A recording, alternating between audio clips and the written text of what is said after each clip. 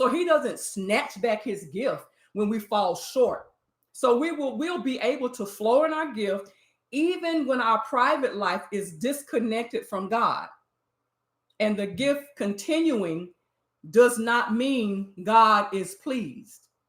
Just because we continue in our gift and God allows us to keep our gift, don't mean he is pleased with us. Okay, I hope y'all understand that. I hope you understand that. Just because our gift operates and flows doesn't mean we're spiritual or anointed. Just because someone can sing, teach, or prophesy powerfully doesn't mean they're walking in obedience or intimacy with God.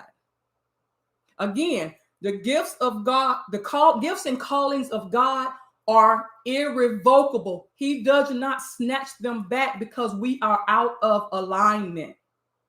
His word does not come back void. He gives the gift and it's ours. He so freely gave and it's ours. It's up to us to surrender the gift back to him.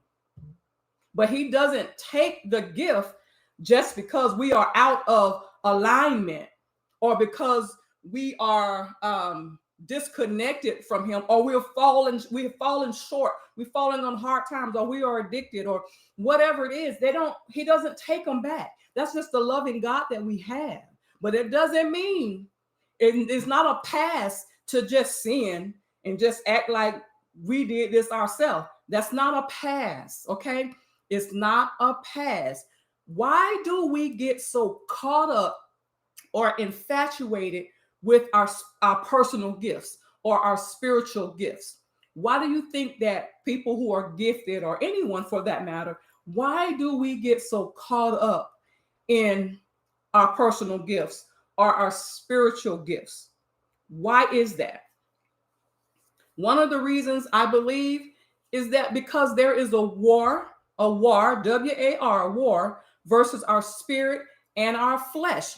Galatians 5:17 tells us that the sinful nature, our sinful nature, has its desire, which is opposed to the spirit.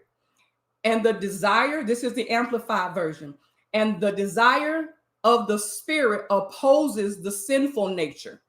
For these two, the sinful nature and the spirit, are in direct opposition to each other, continually in conflict, so that we as believers do not always do whatever good things you want to do. Let me read that again. Galatians 5:17 in the Amplified version says, the sinful nature has its desire, which is opposed to the spirit, and the desire of the spirit opposes the sinful nature. For these two, the sinful nature and the spirit, are in direct opposition to each other, continually in conflict. So there is an inner war within us from the get-go. We have a flesh and we have a spirit. And the Bible tells us in John 6:53 that our flesh profits us nothing. So our flesh is in war against our spirit.